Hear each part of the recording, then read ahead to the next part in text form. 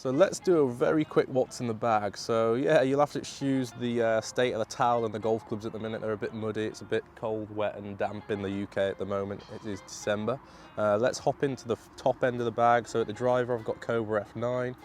Again, this is one of the players that I know is supported by a good friend of mine is supported by Cobra, or he was, so this is one of his. Funny backstory behind this, I'll have to share that another day. That's got the hazardous smoke 6.5 shaft in that one. 3-wood, I've got a Mizuno ST180, I think this one is, in 15 degrees. That's got a Tensai extra stiff white band shaft in it. Love that 3-wood, I've had it for quite a while. Next I go down to hybrid, and these two, so I've got at the minute hybrid and 3-iron. These two go similar distances. The hybrid goes a bit higher, 3-iron goes a bit lower. I carry both just because of the type of shots that I seem to hit with those. So yeah, that's an old one, 915 from Titleist, and then the 3-iron is a MP18 high fly, I believe. Yeah, so this one's about 21 degrees. Love this golf club, probably the go-to off the tee. Project X 6.5 shaft. And then the irons, we've got Mizuno's MP18, and I've got them in a split set. So I've got SC, so split cavities, 4, 5 and 6 iron. And then I go down to the blades and the 7, 8 and 9 iron. Again, these have got Project X 6.5 shafts in. There's lead tape all over them just to get the swing weight where I want it at D2. And then we go down to pitching wedge, which is 46 degrees in the Mizuno T7. We then go down to Mizuno's T7 again in the 54 degree. And then I go down to, this is a very, very cool club. This is a Titleist SM6 Vokey in raw finish. Again, one of the players, a good friend of mine supported by Titleist. This is one of his, 60. It's got a custom grind on it, so this plays at around, I think 5 or 6 degrees bounce. It's ground a little bit more on the top there and around the toe end, so you can play a lot of different shots. Love that golf club. And then the putter, again, this is an old one. Odyssey White Hot number 7, White Hot XG number 7, so it's an old one. It's got one of the big Super Stroke 5.0 grips on. Love that putter, had it for a while. Love the shape of that number 7 as well. So yeah, they're the golf clubs very quickly. Yeah, if you want to see extended what's in the bag, then let me know and I'll get that filmed. So I hope you enjoyed the what's in the bag. Let's answer some more of your questions now. Got a question on Instagram. Most important skill to learn in your opinion? Face control, path control, etc. and why? I'd say if you just compare face and path, both work together to control shot shape. I'd see face changes more often as a general trend through golfers. I'd say if you can get your path going in a certain direction, right, into out or out to in, rather than get it too neutral and straight, you're probably more likely to see one certain shot shape happen more often.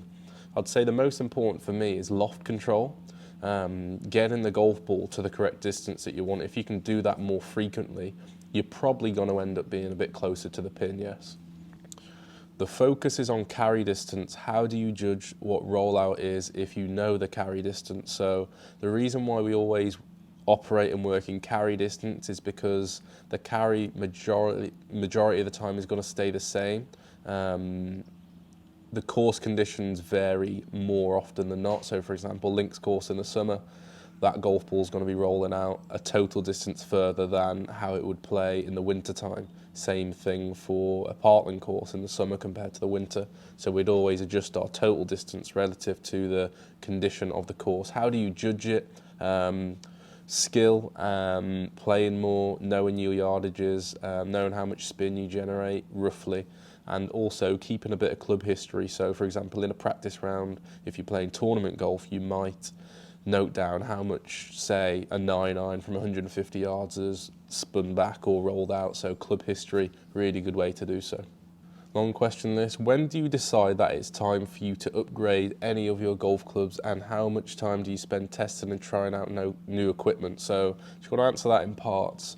When do you decide it is time to upgrade? I'd say you'll start to understand and realise when you get on the golf course, if you're missing a golf club for a specific yardage, or you see through data collection and stats that that yardage needs work, or you haven't got a club for that yardage, then possibly you'd look at changing equipment, loft and golf clubs relative to that.